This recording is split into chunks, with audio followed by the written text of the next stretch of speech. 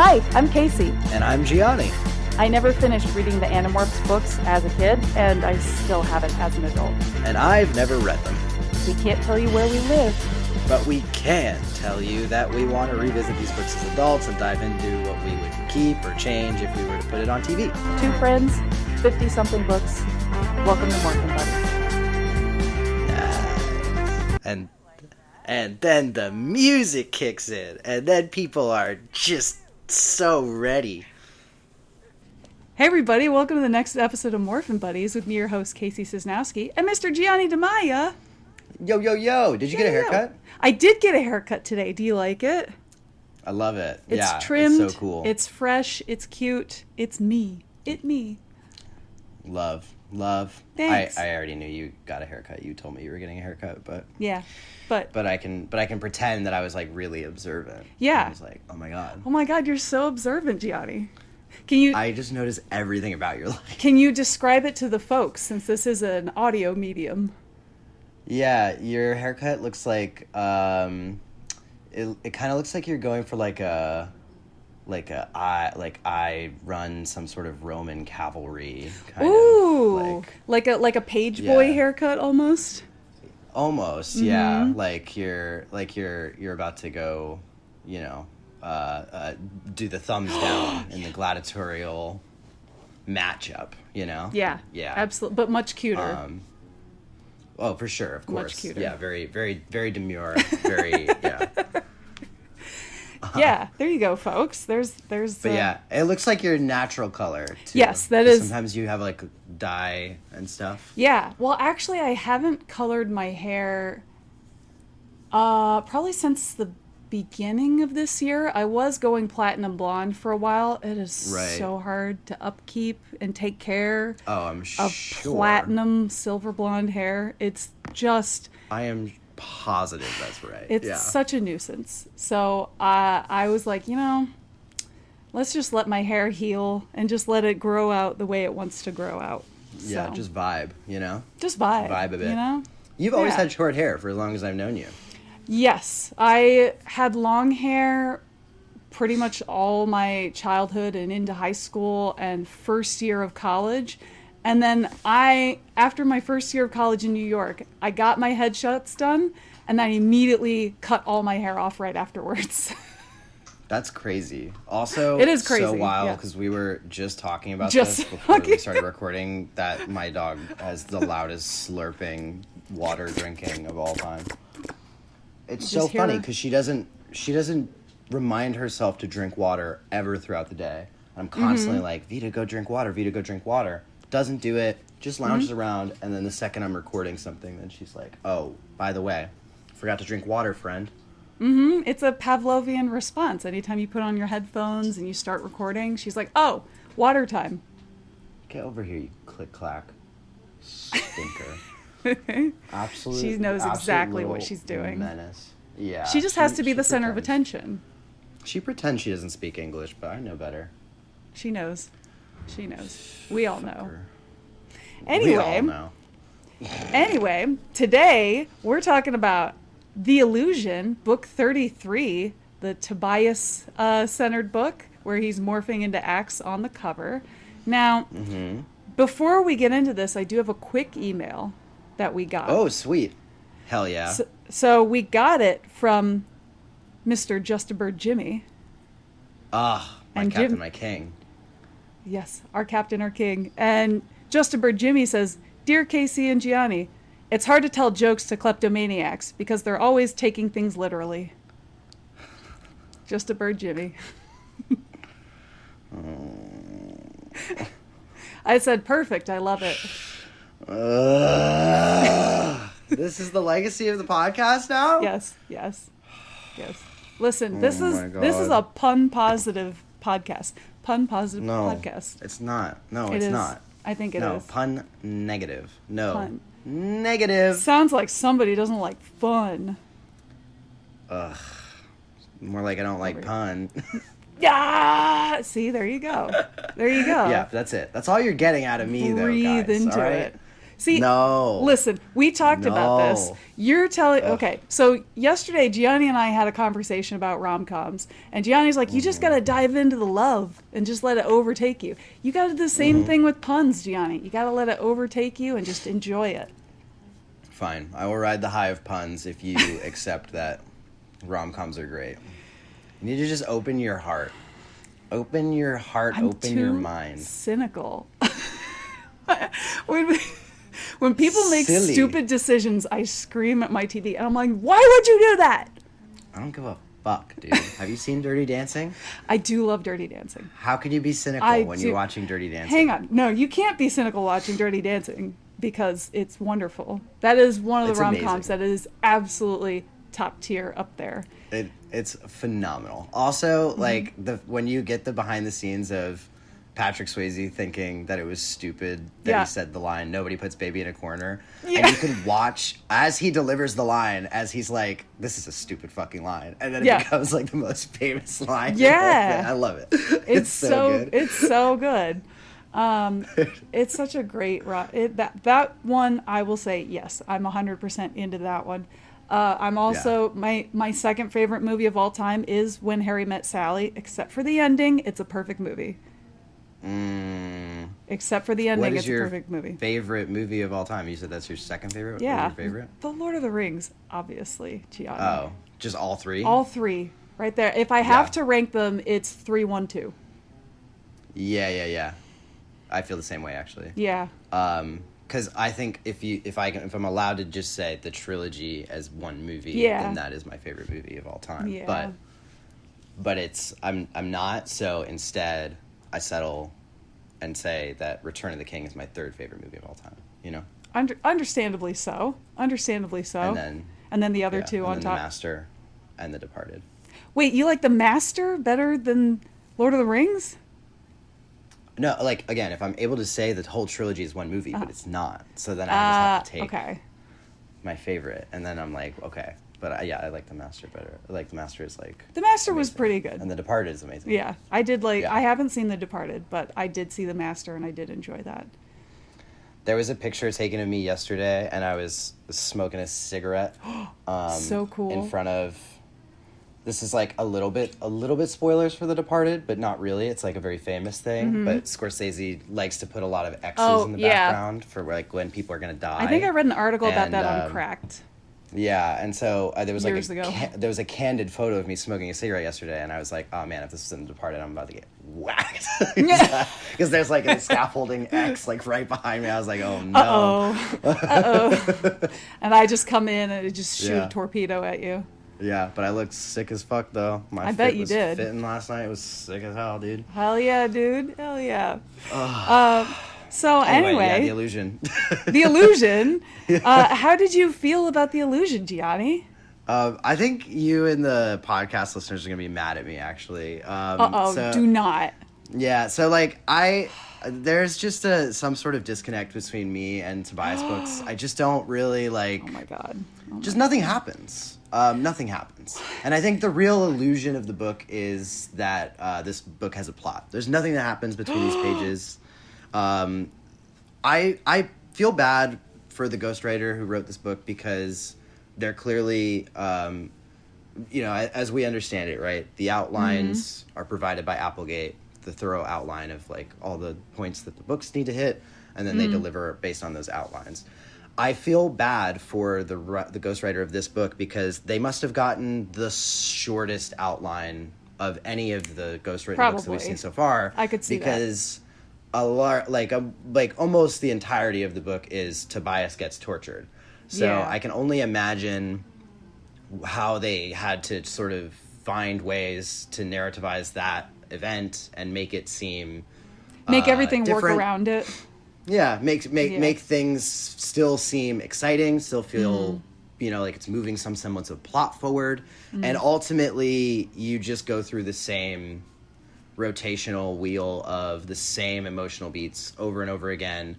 And then inevitably, spoilers for the end of the book, like, of course, they're going to break them out and everything's going to be set right.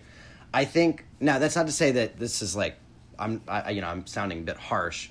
I still like the book Mostly because I don't know who the ghostwriter was on this one, but I think this is probably my favorite prose that we've had in the Animorphs series. Feels weird to compliment prose in Animorphs, sure. But I do think that this one has really leaned into the narration of Tobias being that angsty, moody, bleak teen quality, and especially as things get, as he's having these sort of wistful visions of times past with friends and being, like forlorn about all the experiences that he's had thus far as he's, succumbing to these massive amounts of pain and whatnot. And there's an innate sort of tragedy in the prose that I think really comes through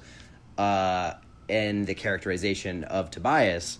So credit where it's due. I think whoever ghost wrote this book did the absolute best job they could have done. Oh yeah, I just think that the book goes nowhere. There's not really anything to it, and ultimately, and this is where you guys are going to be mad at me, like, I just don't really relate to Tobias that much. Like, he's just not my... I like him fine. I think that it's an interesting voice and a necessary voice to break up a lot of the different ideals of these protagonists. I just don't really care. It's like, yeah, you're angsty, bird boy, overcomplicating your own life. I don't really understand why, David's able to use the box and Tobias can't just become Tobias again. And then use the box again. So use the box again. Yeah, that's a good point. I don't get why that doesn't happen. So it just feels like we just go through this every time we get to a Tobias book. I have enough now in the tank to know that I know exactly what we're getting. Exactly what we're getting. Every time we get a Tobias book, it's going to go through the same basic functions. He's going to be torn about being a bird and being a boy. And he's gonna have a lot of internal monologues about that, and it's going to be a very cerebral book where it's really just about Tobias dealing with that, and then not much is going to happen in the overarching plot, and Tobias is going to end resolute but affirmed that he is a part of the Animorphs and a consequential part. Yeah, that's true. And it's the same thing over and over again. When you get a Marco book, I never know what we're going to get. True. It could be something about his mom. It could be something where it's just a fun, wacky, zany adventure. It could be something like really consequential, like everything with the first Eric encounter was in that one Marco book. Like, you never know what you're gonna get. Even Cassie, who I fucking hate now. Even Cassie, I don't know what her books are going to entail. Everybody's different. And Tobias just always feels like we are holding on to the crutch of this is the character that the readers are going to relate the most to, so we don't have to do much of anything else. Right. And I just find the Tobias books to be kind of lazy. And I get it, like, they're not really, I get that I'm not the demographic. I get that these aren't for me, but I was the demographic, and I see why you people like this. But I think if you're Animorph head and you're listening to this podcast, and there's no way you would be listening to this podcast if you're not a big Animorph fan at this point. So just hear me out when I say, like, trust me, reread these books from the perspective of what is actually happening, and you will find that the Tobias books are very spare. No, I do agree with you. I think that is a fair assessment. I do feel like they're like, okay, give Tobias one character trait and that's it. Because we're not quite sure what else to do because he's a bird, but also a boy, question mark? Bird boy? Bird boy? Ooh. Boy bird? Boy bird. But Which bird. one? I don't know. Right. So confusing. So I can understand that the character might feel a little bit stale at this point after however many 3 or 4, maybe 5 Tobias books that we've had. I haven't been counting. But the amount of Tobias books we have, you make a good point that yes, it's still the same struggle. He still becomes resolute by the end of it and more affirmed in who he is. but then the next book, it just seems like a recycling of the same ideas. Now, for this book, I remembered it very vividly because the torture scene affected me a lot. And I remembered reading that as a kid and just feeling like fucked up inside that that could be happening to him. Whoever the ghostwriter is, I think they wrote those scenes really well. I felt like I was completely sucked in. I had so much empathy for Tobias and what he was going through, and I desperately wanted to get him out of that situation. But yeah, it does kind of beg the question of like, are we going to do anything else with this character besides him being sad, being in pain, trying to figure out who he is? And I think we could, but I think the problem is because he was stuck as a bird at the very beginning, I think that already puts him in a little box that's kind of hard to think outside of like, well, what else could he be doing? What other... He can't really interact with people except his friends because he's a bird. So, like, how do we work around this?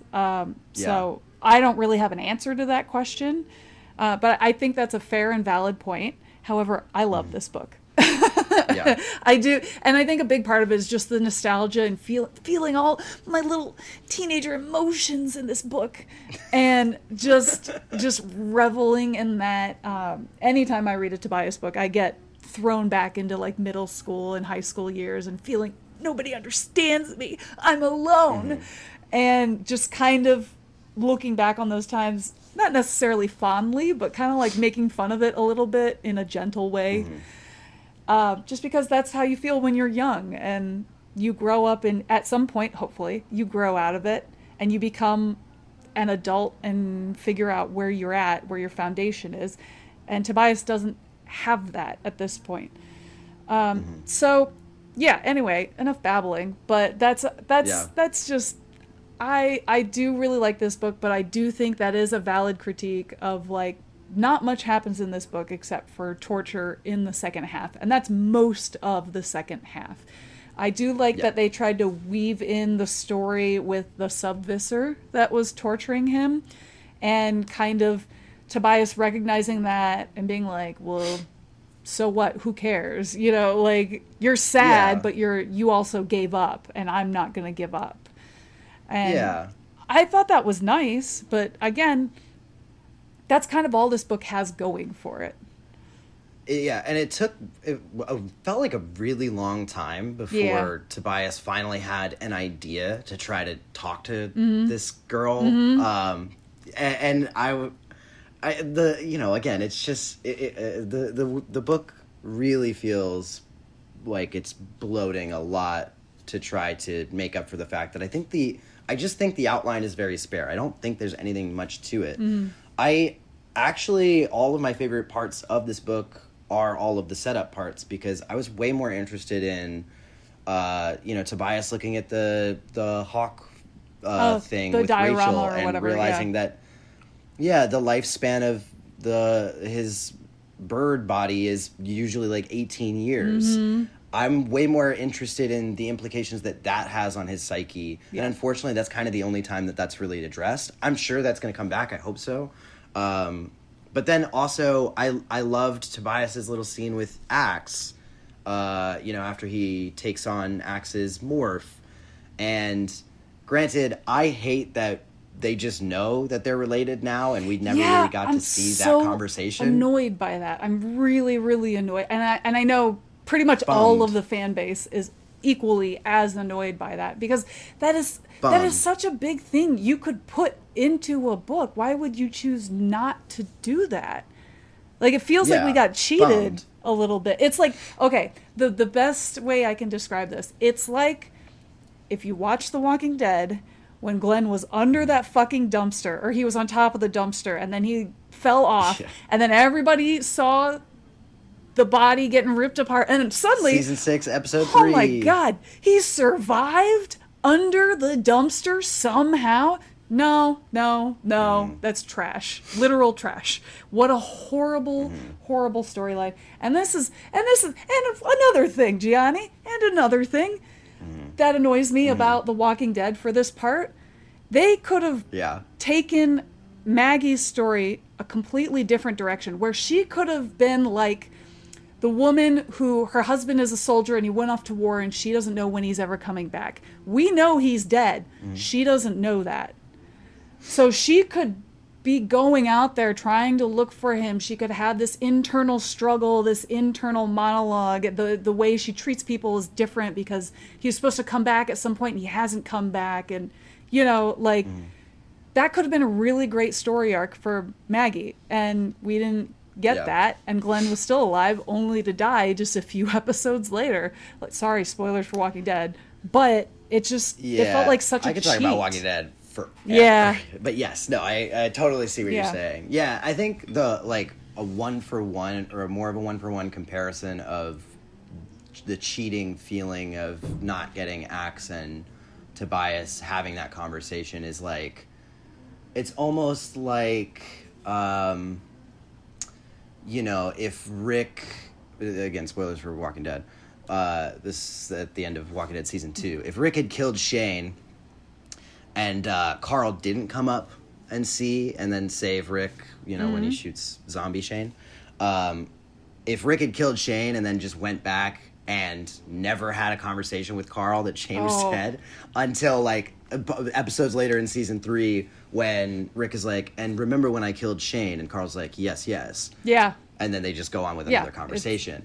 That's basically what's happening here with the Tobias Axe situation. Totally agree. It's, number one, like, biggest thing that, you know, if we ever were able to do the TV adaptation would be to create some sort of episode that really hinges on that moment, because I think that it's a really fascinating concept. But what I did really like was their scene together when Tobias gets Axe's morph, and Axe basically outright addresses, you know, something to the effect of, you know, we do have some relation. I would like to teach you about, like, the ways of our people, and we get, like, a little bit of behind the and I thought, wow, like, what a beautiful emotive moment, connectivity between these two characters. That was all my favorite parts of this book. The torturing stuff just he's getting tortured again. Yeah, he sure is. He sure is, for sure. What a torture. Yeah, and the fucking anti-morphing ray going nowhere. What's up with that? You know, and what are we doing here? And, like, I was happy. Oh, I'm sorry, I hit the microphone. I was happy that they brought that story back because obviously you can't introduce an anti-morphing ray and then never talk about it again. Really happy that they brought it back, but then it never goes anywhere. No, so, it kind of doesn't. I mean, they're just like, it doesn't work. Okay. Could have had the exact same story without the anti-morphing ray. Yeah. It could have, you literally, they're concocting a way to try to capture one of the Animorphs. We'll try to figure out a backdoor way to whatever. I don't think you need the anti-morphing ray. The anti-morphing ray you really now don't. is this weird MacGuffin. Now that's, I guess, looming over the series, because how is it going to be used to... Because you can't... It's a Chekhov's gun now. Now you can't have it not be used eventually. Someone has to be anti-morphed. Someone has to lose the ability to morph. How do we then reclaim it? I have also, no idea. I don't know why they don't just test it on Visser... I guess they can't test it on Visser 3. Because he's the only one with the morphing capability. They don't want to kill him. They have a passing line about it being like... Yeah, it might kill him, so he doesn't want to risk it. I guess. Sure. I guess. Sure. But you can't...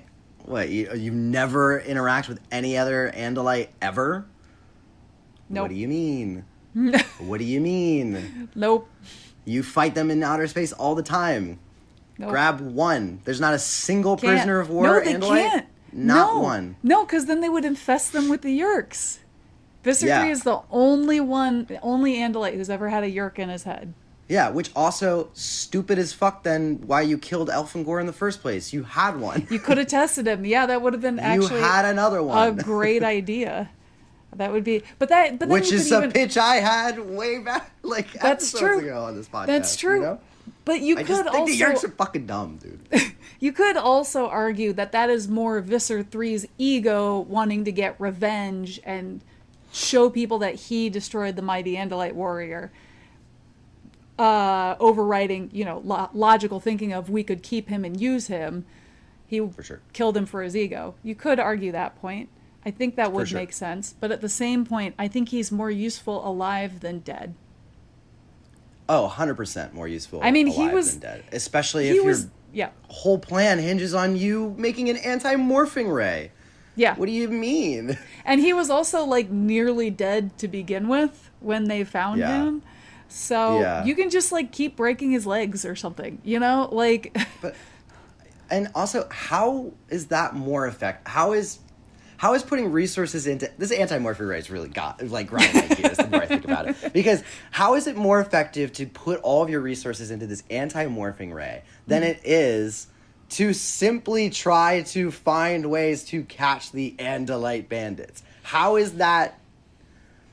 And the easiest way to catch the Andalite bandits is more Yeerks. Putting more Yeerks on the planet and infesting more other people. Like, and then how do they choose these guys? Because Taylor was her Taylor, the sub-visor. Yeah, Taylor. How are they choosing who the fuck gets what designation? Because we got a little bit of backstory for how they're designating these Yeerks, and I get that. But how are they choosing the hosts?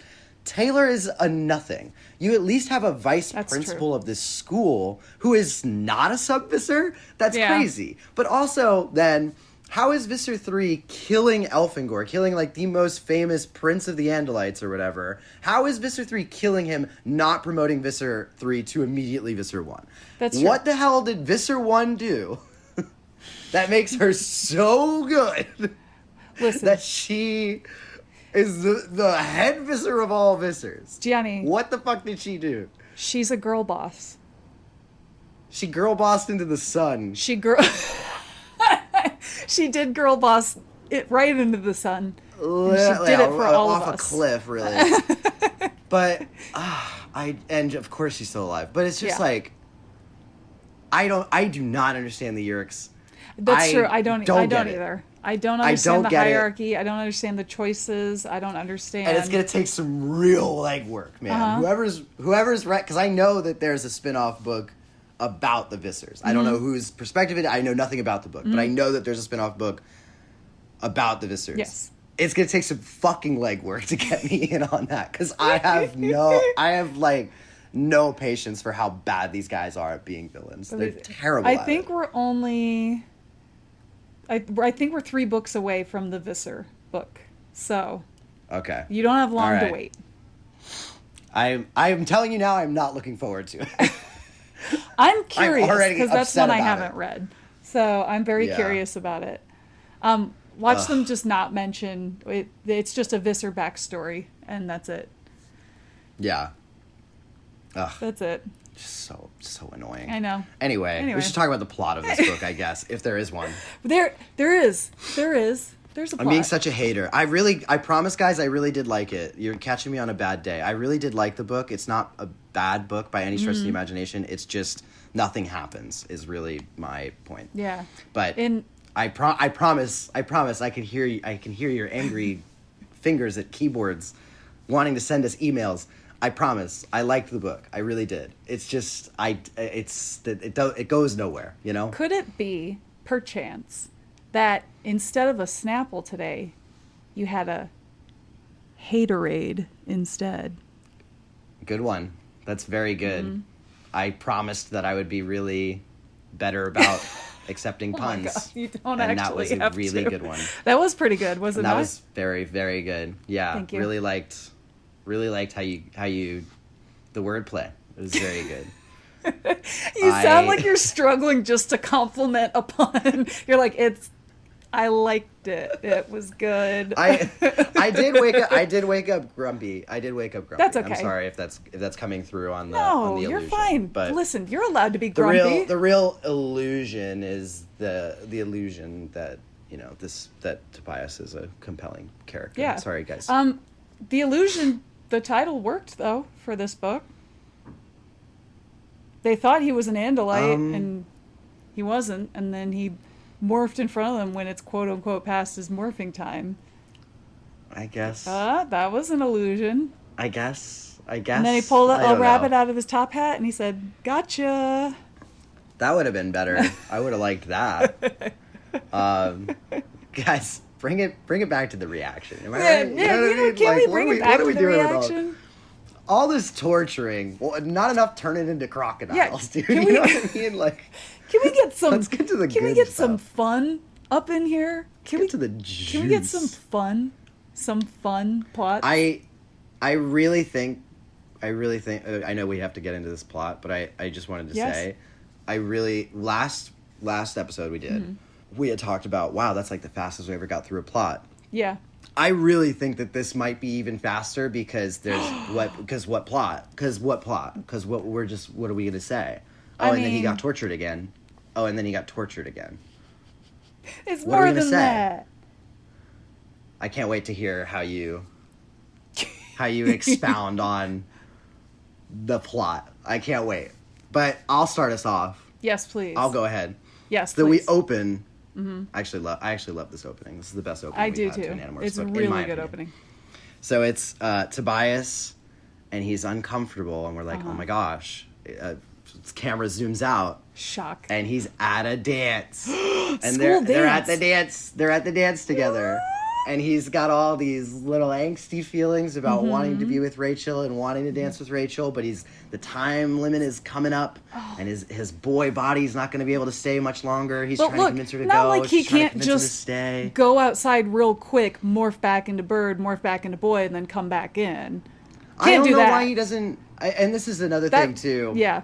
While we're on this topic, because I think about this all the time. Because he mentions in this book as well that he hasn't been to school. Yeah. Which obviously we know his parents are clearly gonna be concerned. Well, his parents are dead, and his aunt and uncle don't care about him. His aunt and uncle. Yeah. But yeah, they don't care about him, is how we've conveniently sort of written them out of this story. But yes. At some point, there are calls made, And actually, it's a very early point for the record, but at some point, there's calls made. And one of the things I would definitely do if and when the TV adaptation of the Animorphs and they give us the keys to the kingdom, one of the absolute most crucial things that I'm doing is we're showcasing Tobias in school life. It's just a couple of shots. All you need is just an overhead shot in a bathroom stall, really, of Tobias walking in as a kid at school, turning into a bird for a second, turning back into a boy, and then going back out of the stall. That's a good point. That's all we need. But just something that sets up that he has a regular routine in which he still is trying to participate as a regular person. And that, because as soon as you get into the stuff of, his aunt and uncle being he's dead, there's wanted posters for this kid all over the place, if that ever happened. You know what I mean? Yeah. He's been kidnapped. He's been, and no, not once, never. I will say, that's my soapbox. I will say, I appreciate the soapbox. I will say, for me personally, I've never been a teenage boy, but imagining myself demorphing in the bathroom where all my clothes fall on the floor around the toilet in the teenage boy's bathroom, and then morphing back into boy and having to put those same clothes back on every 2 hours, you're going to smell like pee all day. Well, okay, first of all, why are you just dropping all of your clothes on? What are you talking about? No, because crazy. when you're morphing from boy into bird, the clothes are going to fall off your body. Unless you get naked and put them on a shelf somewhere. You don't even need to get naked. He's got his underclothes beneath his clothes, obviously. That's true. I'm picturing Tobias like literally like folding his clothes, placing them neatly on top of his backpack, turning that is into a good hawk, point. then coming back and then putting the clothes back on. That is a good point. Is my head canon of what I'm visualizing. But Do you I hear you. But yeah, no, he's not gonna just let it pee stain clothes. Yeah, that's what I was thinking. Do you think instead of bike shorts and a tank top, Tobias would wear a dance belt? What an interesting question. I feel like he's the artsy type. No. What would he wear? Because one, it's the 90s. Two, his aunt and uncle don't care about him. Who the fuck is gonna buy him a dance belt? That's true. That's a good point. All right, fair enough. Fair enough. Anyway, he's weird at the dance. But I like where you're thinking. I like where your head's at, though. Your head's in all the right places. Yeah. I try to stay creative, folks. But so he is. It's got all these feelings of the dance. Rachel's trying to convince him to stay. She's like, "You got 15 more minutes," and he's like, "It's only 15 fucking minutes. Like, I gotta leave. I gotta go." Wait, did you read crazy, you know? what he said was gonna play in the background for his and Rachel's dance? Oh, I forget. Did you write this down? Because I don't remember. I did. It's the Goo Goo Dolls. Which was my first ever concert. So I should have remembered that. Can you transcribe, I suppose, for the folks, an audio picture of Tobias and his first dance with Rachel to the Goo Goo Dolls? Oh, and I'd give up forever to church. And he's like, yeah. And then they're slow dancing, and it's a little awkward, and he almost steps on her foot.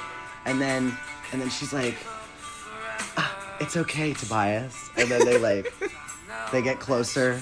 Yes. She places her cheek gently on his little bird-like human clavicle. Yeah. And then they he's taller sway than her. slowly in the music.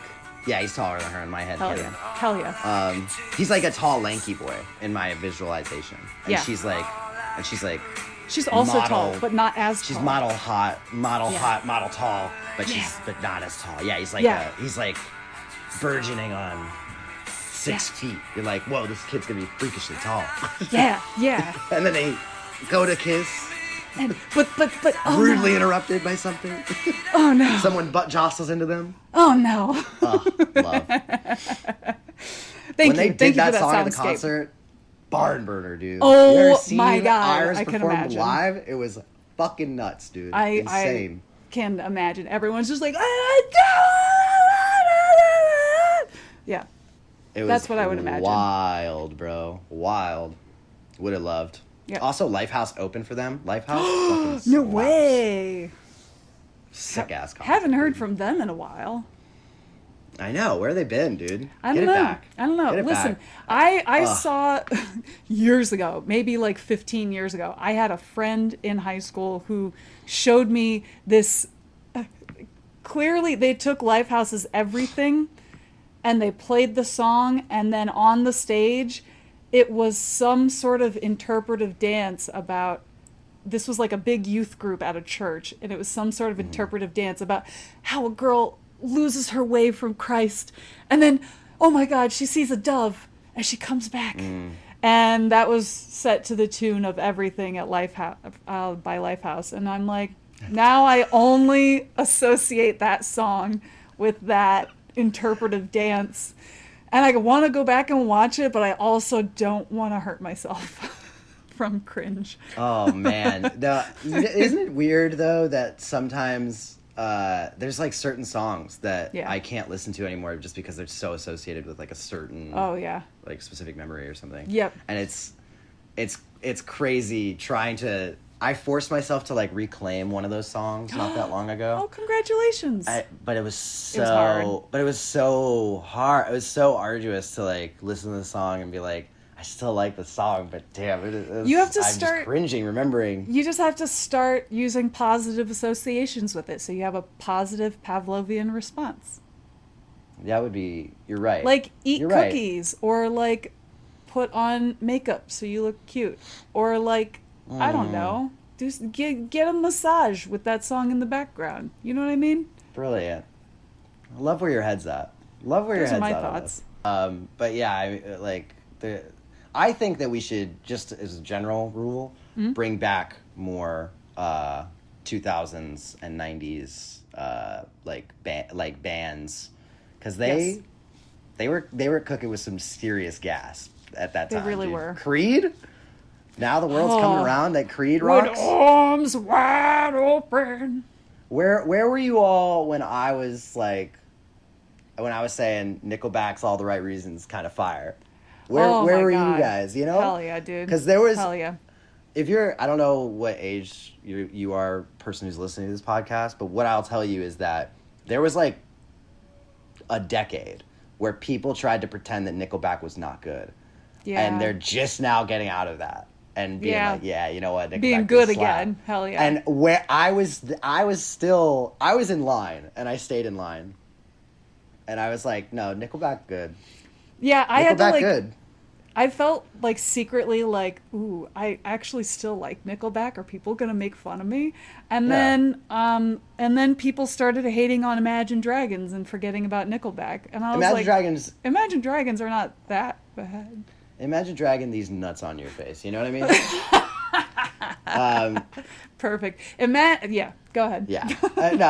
My Imagine Dragons rant is very simple. It's just to say that there was one post on Facebook from a person I have not talked to in years, but I thought, wow, that really hits the nail on the head. And I don't know why they felt the need to post this on Facebook, but they were right.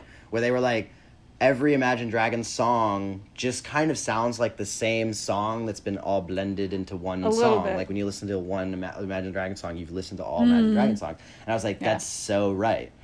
But I get it. My nephew loves Imagine Dragons. There is a version. Who's to say? I have a song where it was a live show with Imagine Dragons, and they did an acoustic version of what's the Taylor Swift song where is it Blank Space? Oh, now where she's talking about being crazy. Yeah. Blank Space. Yeah, she does talk about being crazy in Blank Space. They did an acoustic cover of Blank Space by T Swift, and it was amazing. It was so good, and the guy was like, I really like the harmonies in this song, and then you can hear the audience kind of like giggling. He's like, what? I genuinely like the harmonies in this song. And then they sing it, and they fucking kill it. And they also mash it up with Stand By Me, which is incredible. It's great. I think they're talented, even though their music is a little overproduced. When you don't have Taylor Swift is amazing when you don't have an annoying bitch in your ear telling you that Taylor Swift sucks, that Taylor Swift's overrated. I don't care. Have you listened? No, I don't give a fuck. I think Taylor Swift rocks. Good for her. Slaps. I'm sorry. That's music's Marvel Cinematic Universe right there. Let her cook. She's the Glinda of the music universe. And I'm okay with that. I'm all right with that. I'll let her have it. With that. I don't totally get it yet because I haven't seen Wicked Part 2, but I'm with you. Who do you think is the Elphaba of the music universe? Whoa. Well, here's the thing. Don't know what happens Billie in the second Eilish? half of Wicked, but is Billie Eilish the... No, because you have to be kind of like ostracized, counted out. Yeah. She wasn't earlier in her career. She was weird.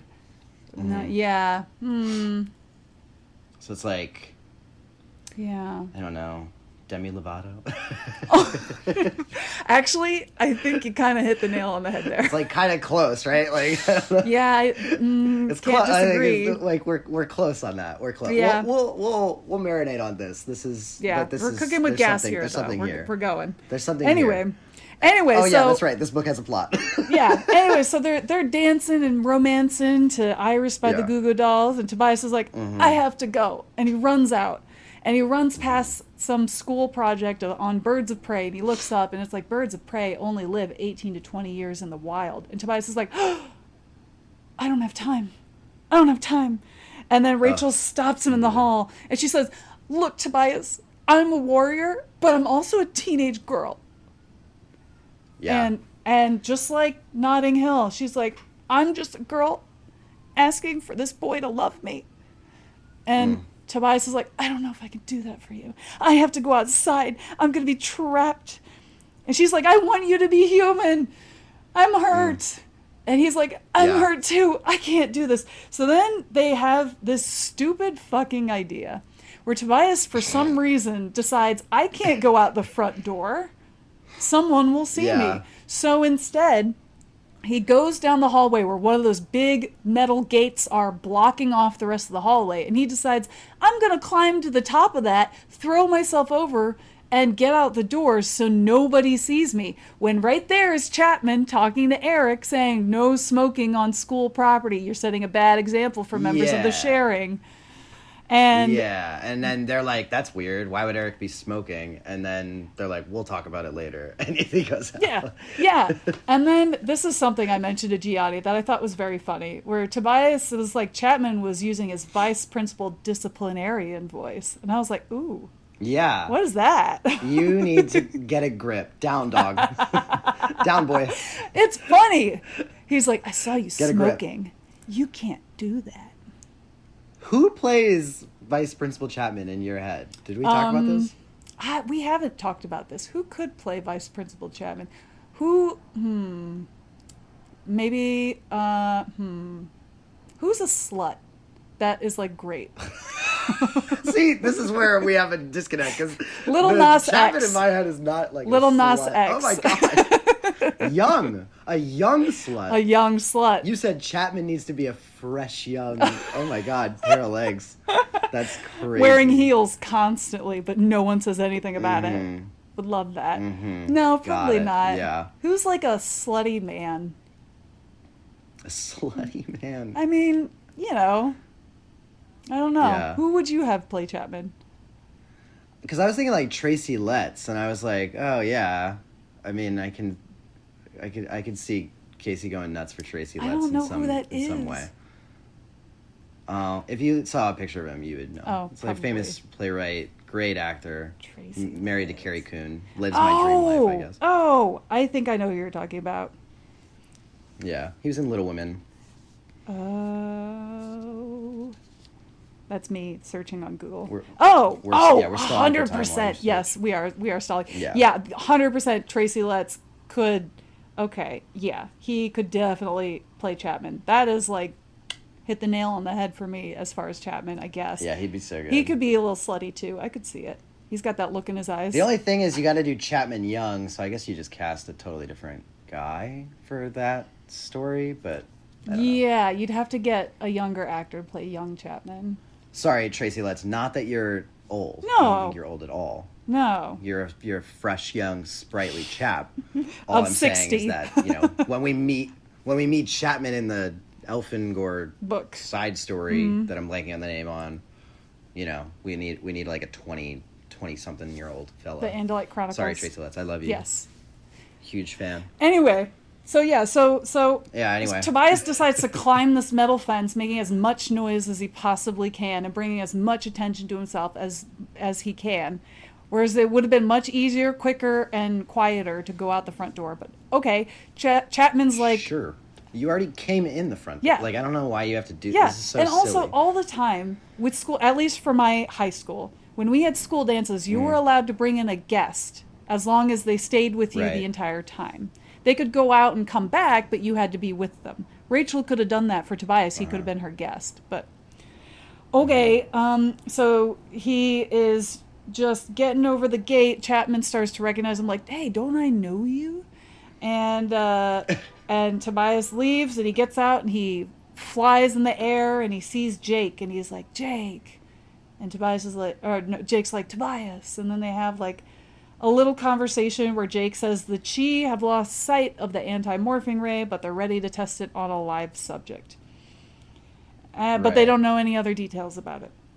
So Jake... presumably, I guess the Chapman... I don't know if we ever get like full-on confirmation of this. Maybe I'm just misremembering, but presumably the Chapman and Eric conversation was something to the effect of like, we're using code words because they think that Eric is also a Yeerk because... As if we recall from, oh my god, books ago, 20 books ago, Eric puts a dead Yeerk in his head so that he can get through whatever security precautions. It's an alive Yeerk, but he has his own yes. Kendrono rays keeping it alive. Which, right. Again, why don't the Yeerks just infest the Chi? Yeah, because no one's if figured the Chi that has out. their own free will. No one's figured that out. Okay. Right. Yeah, so, no one's figured that one out. So then all the gang meets, and Jake said he's glad Tobias made it. Okay. So the gang meets, and Eric says, Yes, good. Yeah, they did. They're buddy. They fist bumped and then they parted. No, sometimes I read my own notes. I'm like, what am I even saying? Well, yeah, this is stupid. I'm just trying to take the note quick to continue to read the book. But the gang meets the next day, and Eric says the Yeerks will do anything to capture one of the Andalites to test the anti-morphing ray. And Jake's like, I volunteer to be the guinea pig because I'm the leader.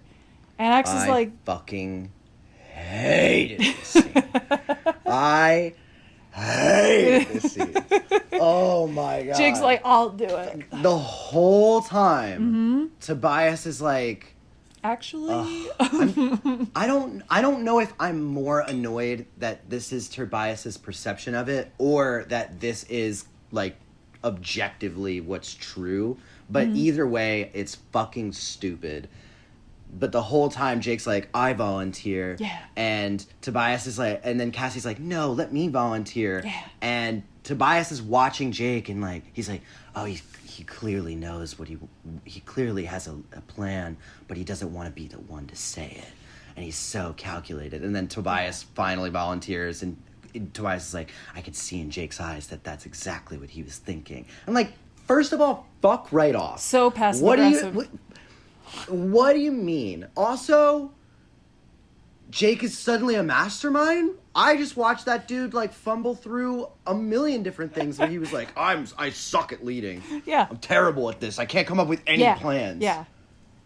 But the one where you have to like volunteer the bird friend is that's the plan that makes perfect sense. And I'm pulling the strings. I got all these chess moves. I'm Jake. Fuck off, dude. He's a child, Gianni. He doesn't know how to navigate conversations and speak directly. He knows how to catch a fist to the face. I'll tell you that when I meet him. He knows how to ask for a fist to the face. Dude, oh my god. So yeah, Tobias is like, oh, you know what? I should be the one to get caught, because if they test the anti-morphing ray on me, I'm just going to turn back into a bird. They're going to think it's broken. Therefore, they're going to toss it in the garbage. And everyone's like, Tobias, you're a genius. And Jake is like, gives him a little nod. It's like, thanks for saying it so I don't have to say it. Tobias is like, I got you, bro. So then... Yeah, like, what? But what do you mean? Jake's got plans on plans? He's got ways to manipulate his own friends and also ways to manipulate the Yeerks? Yeah. Yeah. He's just going to take him next door No, you don't. No, you don't, bro. No, you don't. Listen. You don't got it like Gianni, that. we don't know what the inner workings of Jake's mind are like. They could be Yes, we do. polished We've read them. like silver. And we just don't... We are too simple to understand the inner workings of this 14-year-old boy. He's a moron. And then all of a sudden he becomes a genius. No, he's a leader. Genius level IQ. We love him. Whenever Tobias is looking at him, give me a fucking break. He knows exactly what he's doing. And he's the worst. So smart, so intelligent. He's never wrong. So smug. Oh, give me a break. So anyway, the sharing's like, hey, cool, let's have a 3-day extravaganza that doesn't mean anything.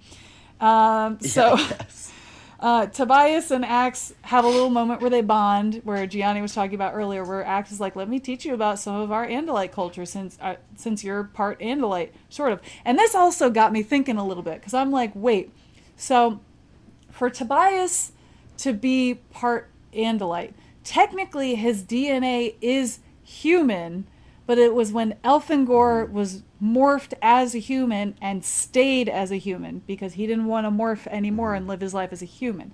So right, so really his DNA does not have any Andalite. So yeah, and so my thought is, if Tobias does have some Andalite DNA in him, like real Andalite DNA, how is he not half Andalite, half human?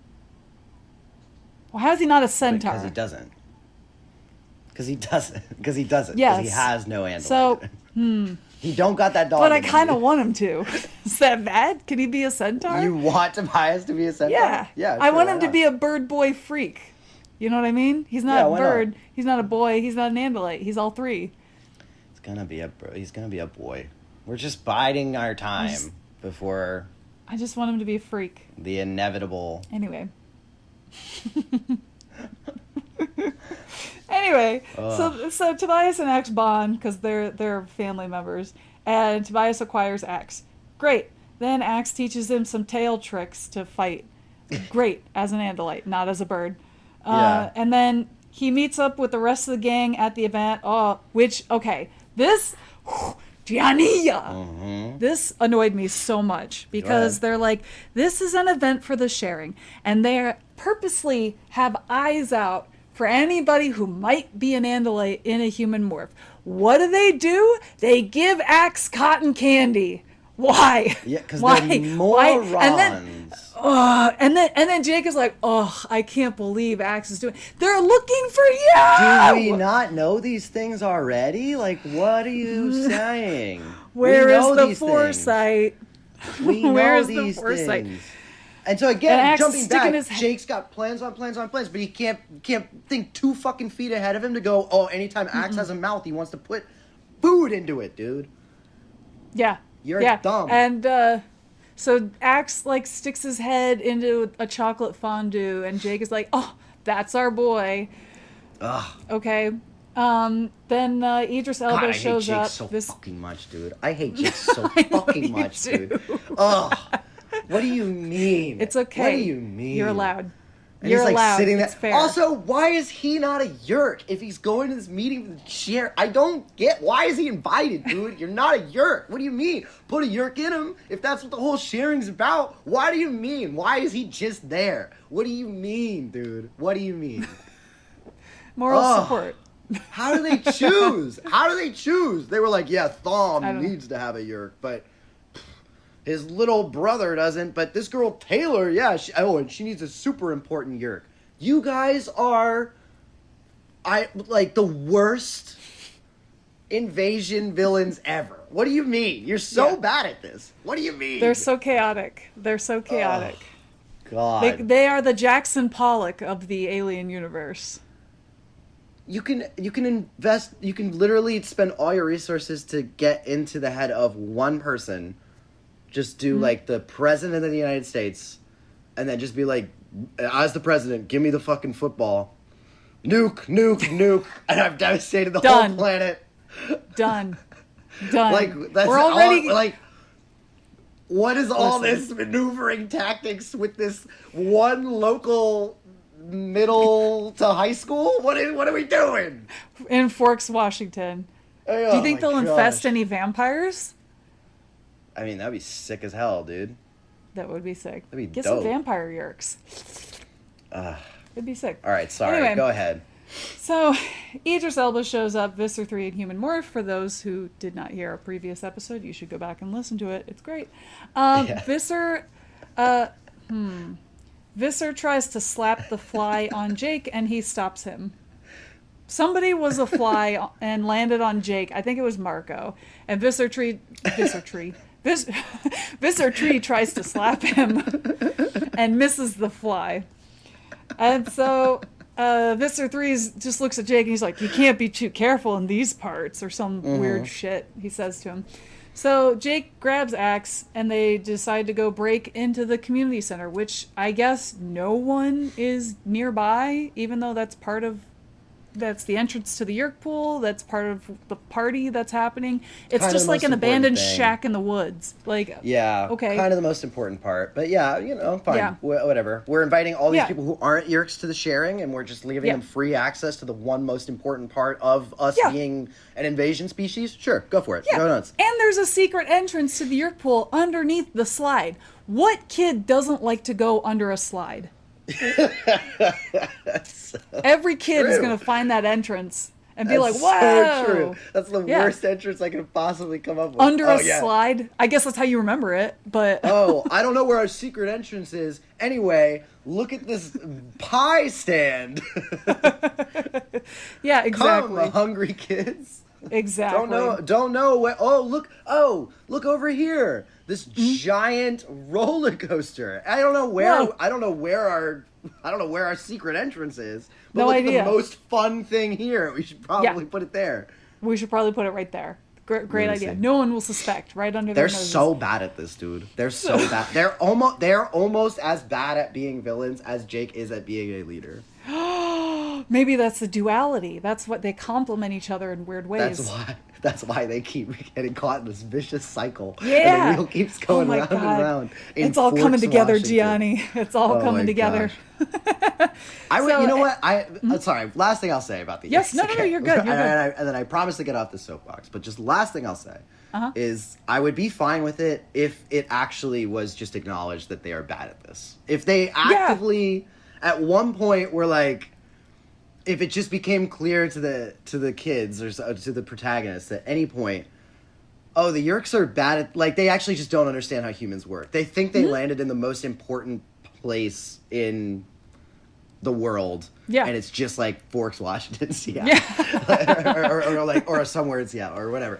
Like that would be, I would be fine. I would let them get away with all their trespasses. Yeah, but they don't. They pretend like these guys are amazing at this. Well, that would also play into the thing that they're arrogant. Like, Yeerks and Andalites technically are two sides of the same coin. They're both overly arrogant. They think they're the best in the world. They think they deserve everything. So that could play into that whole thing of like, well, we're the best. We know exactly what we're doing. And then you could have some human controllers that the Animorphs hear of. They're like, I don't know if people know what they're doing. Or we're getting mixed messages from different leaders and stuff isn't really making sense. Oh, we can't say anything though. Like, just have passing remarks in a couple episodes, a couple books, and that's it. Then you could be like, yeah, they're idiots. So, and that would also make it harder to figure out their plans because they're so chaotic and random, they can't keep anything organized. Yes, I'm so down for this. I think that this is like the way you have to appropriately approach it.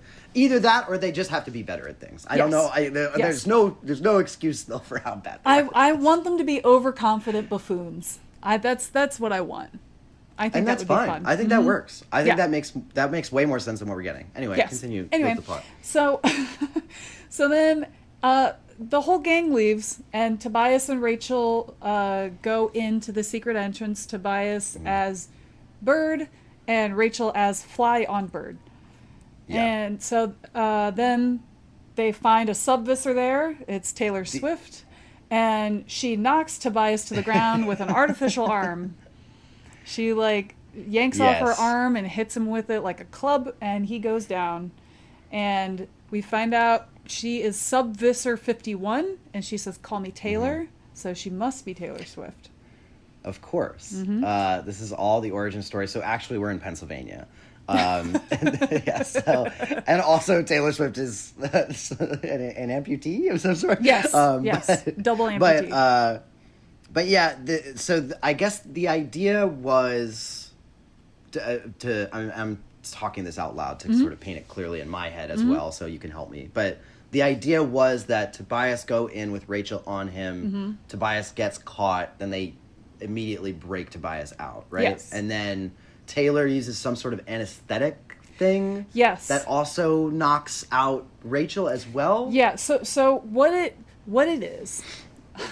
Paint this for me, because I got lost in the sauce for a second, because I was like, what happened to Rachel? I was like, she's dead? She's not dead? She's there? She's not there? I have no idea. Rachel was supposed to go in as backup to hear them try to use the anti-morphing ray, see what it looks like, hear that they're like, okay, it doesn't work, and then she could get out and let the others know, this is what it looks like, this is where it is, this is the information we have on it, they think it doesn't work, period. Right. That was the point of Rachel. She was just supposed to spy in the corner while Tobias was, quote-unquote, getting captured. Yes. But then Taylor Swift uses white blinding particles from one of her artificial limbs, and Tobias is paralyzed. As an Andalite. And Rachel falls off of Tobias as a fly, so she is also paralyzed. And Tobias is like, "No, I'm gonna be alone. She can't come with me. She's not gonna see the ray." That's how they get separated. Yeah, that's how they get separated. This makes much more sense now because I think it was just one of those things. My eyes just glaze over, and I'm like, what am I processing? Yeah, it was kind of a lot at once. I clock back in, and Tobias didn't know what happened to Rachel, and I was like, wait, I also don't know what happened to Rachel, but I also don't have time to go back and reread this. I gotta record this podcast. So that was my whole thing. Anyway, not only did Rachel fall off, Gianni fell off as well. So they take Tobias to a glass cube, and he's met by T-Swift and Visser 3. And Visser 3 says, "Hey, we destroyed the scoop that we found," which is Andalites call their homes a scoop because it's like kind of underground, sort of. So Visser 3 is trying to lie his way to Tobias and being like, "Oh yeah, we found your friends and we murdered them, so you're all by yourself." And Tobias is like, yeah, no, I know you're lying. Your bitch ass is lying. So then 2 scientists come in, 2 human controllers, and they're like, "Okay, let's use the ray." And Tobias morphs back to bird. The ray doesn't work. Quote unquote, the ray doesn't work. And so the scientists are then fed to the Taxons. And Visser 3 said, "Get out of my sight. Do what you want, T-Swizzle." And he leaves the room.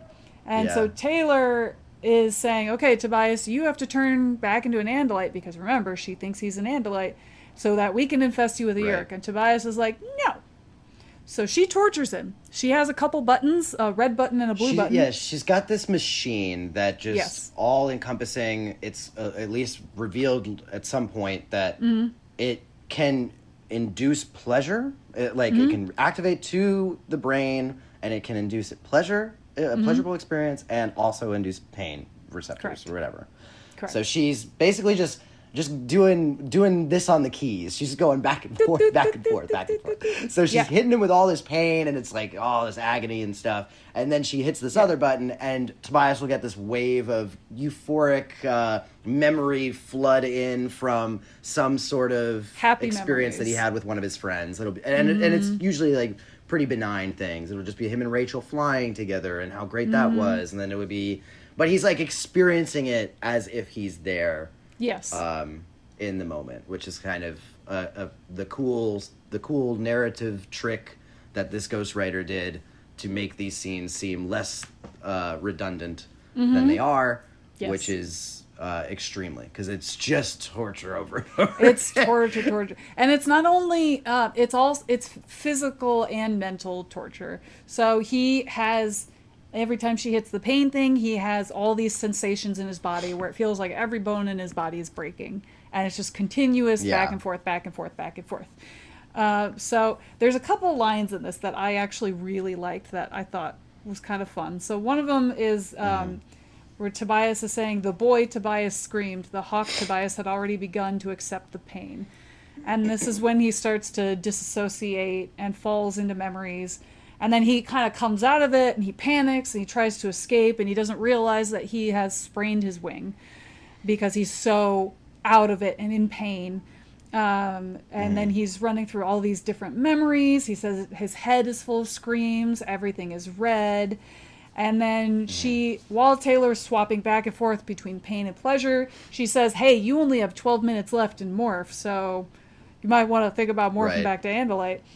And Sorry. he starts just talking to Taylor and saying, "Hey, maybe you don't have to torture me." Yeah, he's trying to distract her and get her to talk about herself. Yeah, it comes to some like moment of clarity where he directly starts asking her. Well, he says something to the effect of, which was actually a great point, and I was like, damn, you should have thought of this earlier. But he says the morphing ray didn't work, so you're clearly going to be killed. Yeah. Which is a great threat as a way to get her to open up. And she starts going into this lengthy monologue about sad. her experience, but it's a weird way that she's delivering it, where Tobias is like, is this the actual girl speaking to me, or is this the Yeerk? Yeah, because he's not they're kind of merging the two. It almost feels like some sort of weird experience. But basically, the story is like this yerk was implanted into this girl. She used to be like the hottest thing in school, and then there was a fire, and house. she was heavily scarred and lost limbs. Yeah. And then the yerks or doctors or yerk doctors, it's not exactly clear to me, but they kind of put her back together. Yeah. And so now she is tortured with this experience, I she guess. lost her left arm and her right leg and most of her face. And she says all she wanted to be was envied, which is sad. And Tobias feels pity for her.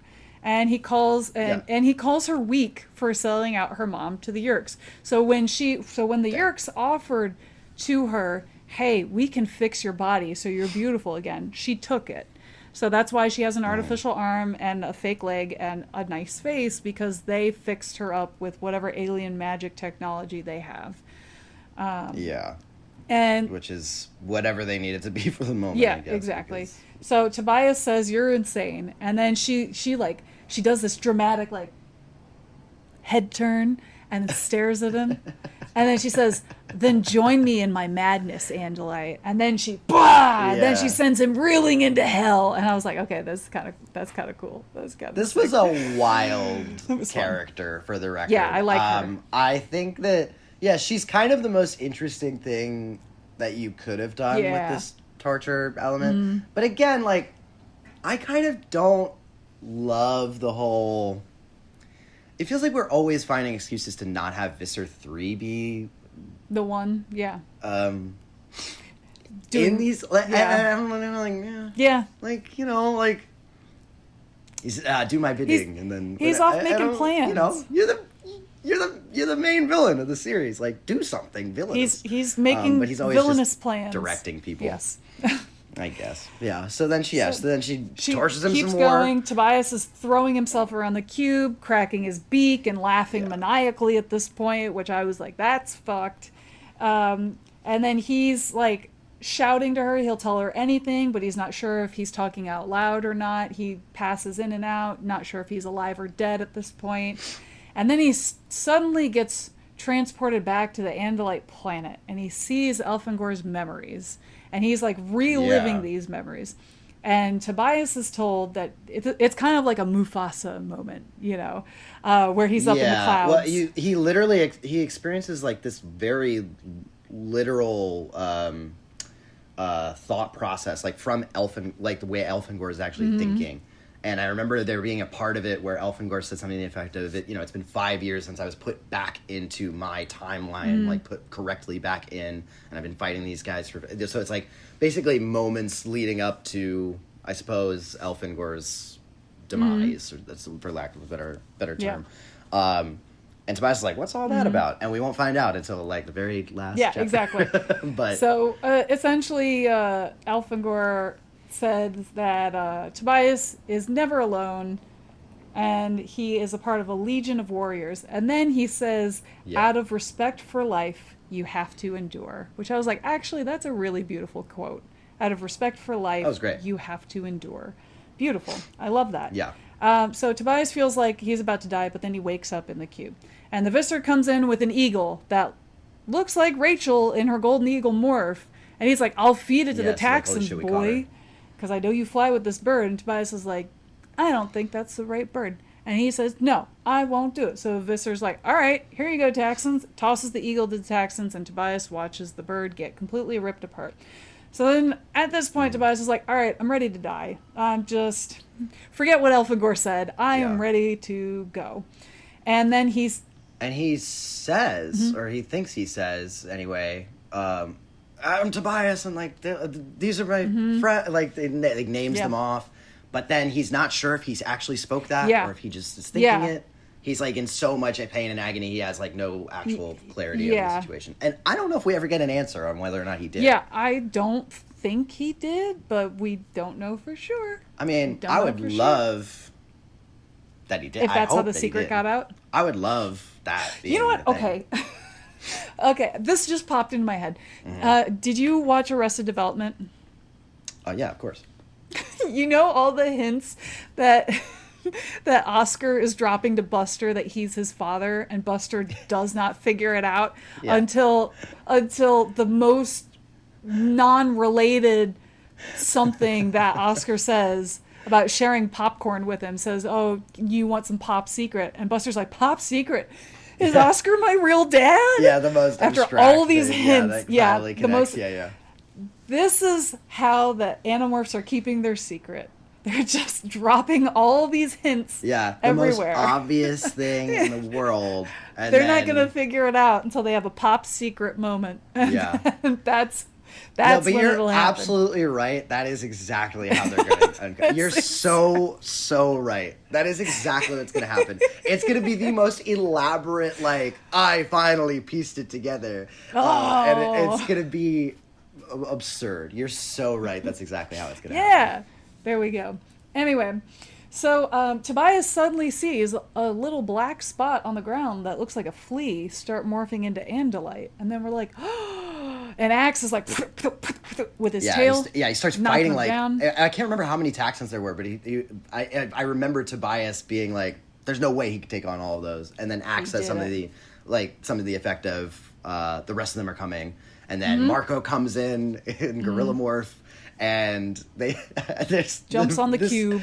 This hilarious exchange where she's like, a gorilla or something. He's like, not just a gorilla with I can't remember how he phrases it, but it's like a gorilla with bonuses or whatever, and he's got like a whole like thing, like sling thing that he hooks onto something. It was the grappling hook. Yes, it was so silly. But loved. Yeah. Loved. Yeah. Loved. You gotta give Marco a little moment, you know? Absolutely. And so Tobias is like, leave, let me die. And Marco's like, no, idiot. And so Marco jumps on the cube falls to the ground, shatters. Tobias starts to morph Andalite, and Taylor tries to torture him yet again. And she picks him up as he's morphing and drags him to the Yeerk pool. She's like, I don't know how you're still able to morph, but you're a freak and I'm going to throw you in the pool. And she has a control panel in her hand and she drops it into the Yeerk pool. And oh no. And then Rachel comes in as Grizzly and she punches the fuck out of Taylor right in the goddamn face. And then she starts choking her. She's like, I'm going to kill you, bitch. There was a moment where I thought she had already killed her because the way it's worded was like a little strange. Yeah, I thought so too. But it was like, it's described as she is crushing her throat. Yes. And I was like, oh, she's dead. And then immediately after that, Tobias is like, she's turning blue, like she's losing her oxygen. And I was like, oh, I thought she was dead. Okay. Yeah, I thought so too. And then Tobias and Rachel have a brief exchange where Tobias is like, don't kill her. And Rachel says, she needs to die. Yeah. She has to die. And Tobias is like, don't do it.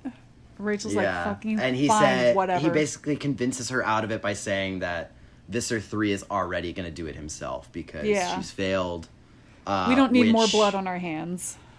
Yeah, which makes sense as a rationalization, but also, if I'm Rachel, I'm just killing her because she's crazy.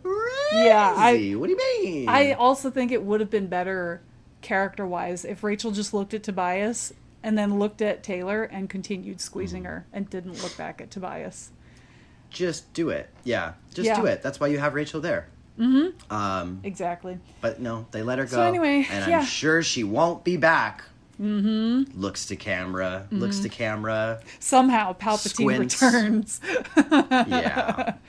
So, we know. Anyway, they all get out, and later on, Tobias tells Axe that he almost died, and he saw Elfangor's memories, and Axe is like, what? This is only a myth that, like, medicine people tell us. And Tobias is like, what the fuck are you talking about?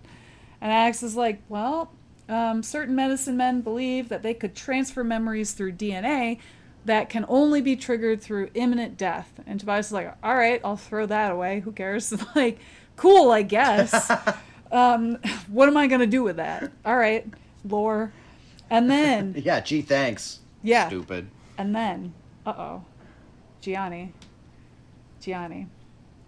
we get a moment at the end here. What happens here at the end? At the end of this book, Tobias goes away from the gang. And who does he meet up with, Gianni? Who does he talk to? Right I'm at the very sure end? it's not Rachel. It is Rachel. It couldn't be. No way. It could be. They have no connection. And they hug each other. And then what happens, Gianni? What happens? It's not all they do. What do they do? Not all they do. What do they do? They do a little smoochy smoochy. They just kiss. And they kiss. I love this because you know what? We could, if we made money off this podcast, we could get demonetized, and I love that. Oh, 100%. 100%. But we don't, and we don't have that big of an audience. So we don't have give maybe a fuck. 40 to 50 people we'll that play listen. the whole Thanks, fucking folks. song. We don't give a shit. We'll play the whole fucking song. Who gives a shit? Yeah, it's you want a great the album? song. Guess what? You got it. We can play it. Got it. Got it. So they smooch. They smooch the most loveliest romantic of smooches. Tobias feels his little heart pitter-patter. Oh, he's a human, by the way, not a bird. Just for clarification. Right, of course. He kisses her as a Of course. human. So That they is kind swap of spit, important, actually. and That then is an important she distinction. kisses him. Yes, it is very important. So they kiss. Actually, she kisses him, which is great.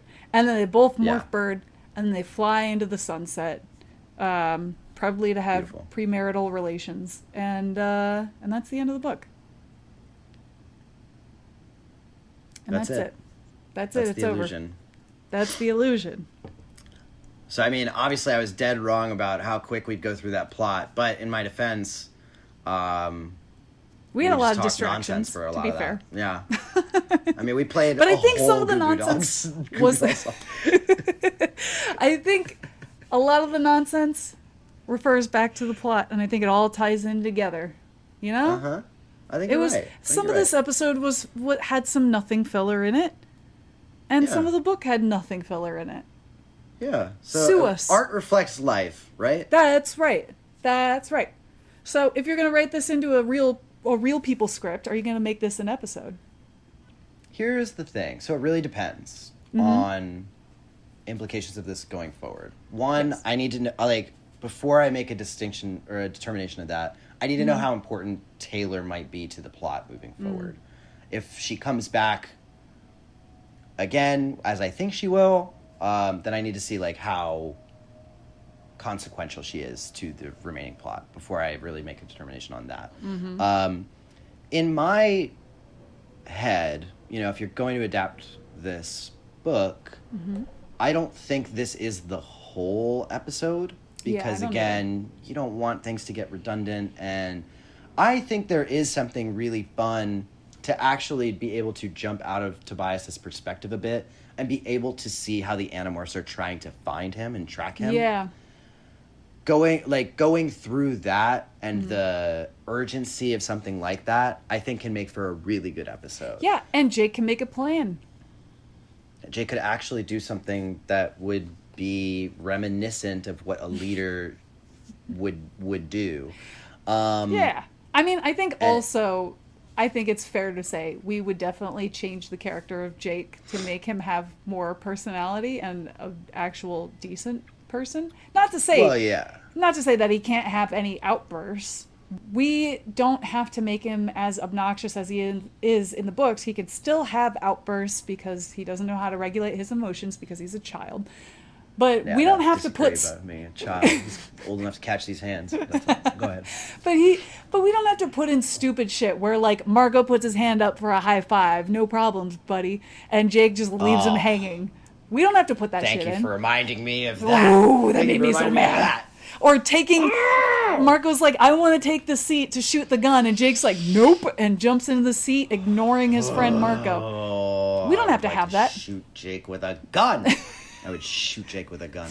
We don't have to have that. Or if we are going to have that, we have to put in some sort of personality and charm that kind of brushes that off. Or something in the relationship that Marco's like, okay, dude, you know, like, or something that's like they're both okay with this type of relationship. Yeah, for sure. I mean, listen, I think we've said this before, but just to paint an extremely clear picture, I think if you were to adapt these books, you'd have to age the kids up at least a little bit. Yeah. Have to be in high school. They have and to that's be in high more school. so. That is honestly more so just a logistical thing of when kids go through puberty during filming for something like a television show, it is very hard to not bake that literally into the plot. Yeah. Because they age. You just watch them grow up. If you have a specific time, I mean, look at Stranger Things. Yeah. If you have a specific timeline that you're trying to communicate to an audience, it is very hard now to watch anything with Stranger Things and convince me that the kids are still supposed to be at 14, 15. I think, 14 or whatever. They're like 35 now. They're older than me. They have lived full lives. Yes. And it's not even a commentary on the way they look. I think No. Mm-mm. But they have life experience, also, more life experience now. Yeah, it's just, there's no way to hide the specific where, and it's supposed to take place like 1 year apart. Or whatever. Yeah, There's just no way it doesn't it's gonna work like that with children. I mean, age the kids up, put them in high school. Yeah, make them 17, 16 or 17, perfect. Yeah, great. But then you could also get away with more, I don't know, I don't know why sadistic is the only word that's coming to my head, but like you could get away with harsher things. I think more than I understand what you're saying. No one wants to watch the 13-year-old kid be tortured, but no. A 17-year-old kid being tortured, you kind of are. You're a little bit more. Not that you want it, but you're a little bit more, as a viewer, acceptant of it. It feels less like an innocent being tortured for no reason with a 17-year-old than with a 13. Because the 13-year-old is still pretty helpless in life. 17-year-old, you're almost an adult. You're old enough to drive a car. You're close to being old enough to vote and go to war. Right. You still can't drink alcohol. But you're old enough to die for the country. You're not old enough to drink alcohol. Okay, make it make sense. Yeah. But we can understand, and I think also the amount of brain where your brain works properly between 13 and 17 is so different. Just like your brain is completely different from 18 to like 26. Completely different. Sure. So, definitely. I would definitely put these kids in high school. I think I'm leaning more towards that. I would want to adapt this one if we had an opportunity for a television show. This would be one that I would want to really focus some time on, because I think there's a lot of interesting stuff you could get out of it. Obviously, I would try to make it so that the torture sequences are a little less redundant. You'd break up a lot of that action by being able to go to other perspectives. The other thing that I have to see where the series goes before I make any sort of determination on this, but hear me out, because I made pitches before, and the people email in and they say, like, that's a cool idea, and that's fine. I would say, I think it's the most interesting that Tobias actually did let it slip. Yeah. About all of them, because I think that it would be very cool for Taylor to save her own life by giving that information. By giving that information, yes. And also, we don't have to make it obvious either. I mean, we could have Tobias say this and then be like, well, did I say that out loud? Did I say that out loud? And then we can just cut to a shot of Taylor just staring at the cube, and we don't know as the audience if she actually heard that or not. And just that's it. Yeah. That's all we need. Just a little maybe she did, Love. Yeah. I would even throw in, like, to Tobias having the conversation with Axe, something to the effect of, like, did you let anything slip? And Tobias is like, I don't know. Yeah. Yeah. There were moments where I thought I broke and I thought I might have, but I have no idea what they heard. Yeah. And I have no idea what they believe. And I think that just having the threat looming over it, even if it's only for an episode that threat looms over, I think is really interesting and impactful. Yeah, and if that does benefit further on in the series, where we find out that the Yeerks now know that they're humans, they can all have a little group meeting of like, what happened, who found out, did anybody tell anybody? And Tobias and Axe kind of look at each other, but they both stay silent and say, I don't know. Either way, I mean, whatever way they find out, right? Because obviously, eventually it's going to come out. I hope that that's how it goes. Yeah. Like, no matter what, I hope that the kids are all of a sudden getting assaulted on all sides. And they're like, they clearly know that we're the Andalites. Like, what happened? I hope that is a plot of a book. I'm sure it won't. I'm sure it'll be some big declaration from Jake in Jake form. Being like, and you got outsmarted by a kid. And then Mr. 3 is like, what? I'm sure that's how it'll be, and I'll be mad. But I hope it's like what I hope it's the pitch that you're saying, because I think that would be so that would be cool. High stakes and adrenaline pumping. Yeah. And then like even Tobias could go to Jake and be like privately and just be like, I think it was me, I'm sorry. And have Jake be pissed at him. And him being like, I'm not going to tell the rest of the group, but this is fucked up. You know? Something like that. Anyway. Yeah, well, Jake is the worst. Yeah, so of course he would be mad at Tobias letting something slip while he's being tortured for 2 hours. Yeah.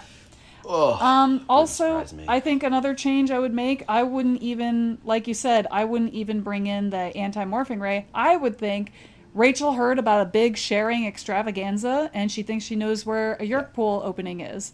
And so she says, Tobias, let's go. I only trust you. And so he goes with her, and then they find the slide. And they find the entrance. What's the real fucking threat of the anti-morphing ray, by the way? Like, what's the real fucking threat? Like, it reveals... Because I thought the anti-morphing ray was going to be, you take away their ability to morph. I mean, that would be I didn't realize that it was a literal just... forcing you to shoot demorph. them, and then whatever morph they're in, and they go back into their regular body. I had no idea that's what it was. Yeah, it's because they want... That's lame as hell. No, because they want to infest the Andalites because they think they're Andalites, so they want to force them to demorph into Andalites and then put a Yerk in their head. So they have more Andalites at their control. Well, they want the extra firepower. They want to brag audacious about having more Andalites under their control. You know? Stupid. Kill them. Also, why does Visser 3 care about getting more Andalite bodies? Because it's ego. You don't want anybody else to be an Andalite. It's all ego. It's all, look what I can do. Look what I just did. I've got more of your people. Fuck you. Right, but so do you understand the hypocrisy, though? Mm-hmm. Because he killed Elfangor. Yeah. No, because of ego, right? Mm-hmm. Killed Elfangor. Now he wants to, oh no, I want to provide more Andalite bodies for the other Yerks. No, you don't. Mm-hmm. You're basically in a cold civil war with the other Yerks. You want the other Yerks to also pay deference to you. Yeah. What you want is to kill the Andalite bandits. That makes sense. Yeah. So why are we spending all this time on a fucking anti-morphin ray? We don't give a fuck about this. You're right. I mean, I don't care if they get Yerks in their heads. I want them dead. Mm-hmm. Yeah. So I mean, the only way I could think of is if he. I mean, but this also doesn't make sense with Visser 1 because she is. If he wants to try to show that he's better than Visser 1 by infesting more Andalites, that could be a reason. Yeah. But again, we don't know if Visser 1 is fully rogue or if she's working with them again. We don't know. We don't have any of those ideas. Anyway. The Yerks are just wildly convoluted. Yes. They're wildly convoluted. Crazy. And I know that we keep harping on, I know it keeps sounding like we're harping on the book. I promise you that you read the book, it's better. It is a good book. It's a better book. It's a better book to be read than we're describing it. Yes. But there's not much that we can say. Anyway, do you want I'm just babbling now. Do you want to go to the next book? No. Oh no! This is like your favorite part, Gianni. Is it the prophecy? Is that the right one? Yes. Grumpy Gianni in the chat today, folks. What if I didn't? What if I didn't, though? That would be crazy. You just sit there with crossed arms. I'm not going to look. Oh, my God. Take a gander. What is Take this? a gander. Take a gander, sir. What do you mean, ugh? How dare you? Don't yuck somebody's yum. Oh, my God. Ew. What is it? Oh, I hate this. The wire. What is it, Gianni? I do not like this at all. It's Cassie, and she's morphing into, I guess, a Hork-Bajir, right? Yes. Oh God! I like the neck. I think that's the only part I do like is the neck, especially in the third one. Awful. When the mouth slightly opens. I don't like this at all. The long limbs, also giving her abs. Crazy. She's got abs. She got abs. Why does she get abs all of a sudden? That's crazy. Because that's what the Hork-Bajir have. They have abs. She's morphing abs. Ripped. They're ripped as shit. That was not mentioned, ripped. I think, in the They climb trees all the time. What do you think? This is awful. This is terrible. I think The worst one is the second one by far, because it's not. Yeah, the second one is at all. so. It's the second one. What is happening? What are they doing to her hair? They gave her like a Reptar haircut in the second one for some reason. Reptar. Oh my god. Yeah, this is terrible. She's goofy looking. She's goofy looking. Goodness gracious. Okay. Yeah. So the tag. Should I read the tag? Yeah, read the tag. What you don't know can't hurt you, except for the yerks. Oh my god. What could it be? What could it be? That has no implications on the plot.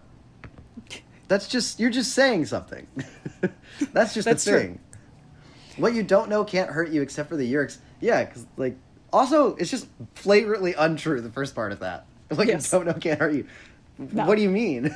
No, you can definitely be hurt by things you don't know. So if I don't know there's a car coming behind me, guess what? You're not hurt. You're invincible. Oh, I'm not hurt by this. No, not at all. Going under the wheel. Yeah, no, that's a terrible saying. Well, you don't know can't hurt you, except for the yerks. Yeah, the yerks can definitely hurt you, I guess. Yeah. And you do you have any them somehow? ideas of what the prophecy is about? I mean, what? Okay, so she's turning into a Hork-Bajir. Mm-hmm. Maybe it's one of the Hork-Bajirs we know, I suppose. Mm-hmm. They're taking their. Maybe taking the smart one. Toby. Taking the smart one.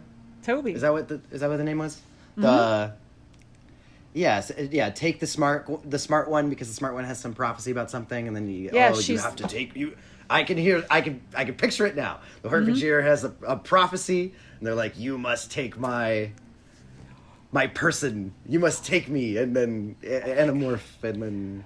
You're actually kind of dancing around it. You're actually kind of close. You're kind of close. I think I'm close on this. Yeah, I can see that. I can see that happening. What's the actual plot? Yes, I'll read you the description. There is a chance for the free Hork-Bajir on Earth to start their own rebellion against the Yerks. They have the numbers, but they don't have the weapons. And they've learned from the last surviving Arn, the race that created the Hork-Bajir, that Aldrea, daughter of Prince Ciro, knew the location of a stolen Yerk vessel. Daughter of Prince Ciro. Wait, now remember Ciro's kindness?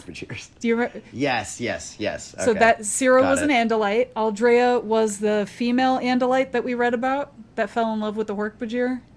And then she morphed Hork-Bajir. Yes. There we go. Yep, remember her. Okay, there she goes. Go ahead. Unfortunately, the only way to recover the ship is to ask Aldrea herself, and she's dead. But the Arn has Aldrea's persona stored. She's on the internet. And Cassie, Rachel, or Toby Hami are the closest match. Toby. The only problem is that once Aldrea gets into one of their minds, she may not want to come out. ... Oh, didn't see that one coming. And okay. That's it. Oh, yikes. Okay, so we're dealing with an evil supercomputer version of maybe previous protagonist. What was that Johnny Depp movie where he died and his personality was stored on the internet and it did really poorly in theaters? Transcendence? Something. Transcendence? Yes, Transcendence. I saw that on an airplane and boy was it awful. It was so boring. I was like, wow, this is the best they could come up with? Wally Pfister, who was Nolan's cinematographer for a long time, directed that. That was his directorial debut. Not good. Transcendence. Not good. Mm-hmm. The script. Yeah. The first half was like, okay, interesting, but he dies like within the first 10 minutes of the movie, and then you're like, wait, okay, and then nothing happens. Immediately becomes evil supercomputer man. Yeah, I guess, but nothing interesting happens. Sounds like Johnny Depp. Yes. So that it's kind of like that, but hopefully this is not a dud like Transcendence. Hopefully this is good. Because it says... I'm looking forward. The best match for Aldrea is either Rachel, Cassie, or Toby Hami. Boy, Gianni, which do you think they're going to put Aldrea in? Which one? You know what? Which one do you think? If I had to guess, I had to guess. I'm gonna go out on a limb and say it's Cassie. You know what? I'm gonna agree with you. I'm gonna say that's probably correct. But what do I know? What do we know? What do we know? Just the girl on the cover. If you have an answer, you can email us the answer at our email address. That's morphinbuddies@gmail.com. morphinbuddies at gmail.com. Yeah. And that's where you can send us whatever you want. Do that. That'll We're happy. make up for my voice being. He's grumpy today, folks. You gotta be nice to him. Get him a nice little quilted blanket. Put it over his shoulders. No, send me an email that's all about how charming and wonderful we are. And send him a case of Snapple. I'll pep up. Oh, actually, that's the faster way to my heart. You're right. Do that. Give them my address. Send him a case of Snapple. Give him my home address. Just email him a picture of Snapple, and I think that could help. I could do it. Honestly, that would do it. You could print it out and hang it on your wall. Yeah, it's low hanging fruit at this point, you know. Yeah. I'll do it. I'll take a picture of Snapple. It'll pep me up. There you go. Yeah, for sure. Fair. So let us know your thoughts, your feelings. What do you think of this book? Do you think it'll be Cassie, Toby, or Rachel? Question mark. Yeah. Hard to say. Who knows? Who knows? No. Guess we'll find out. Nobody knows. Next time. Say it, Gianni. Say it, Gianni. Finish it. On Morphin Buddy. And I don't want the world to see me. Dear God. Dear God. We'll leave on that. Goodbye, folks. Bye.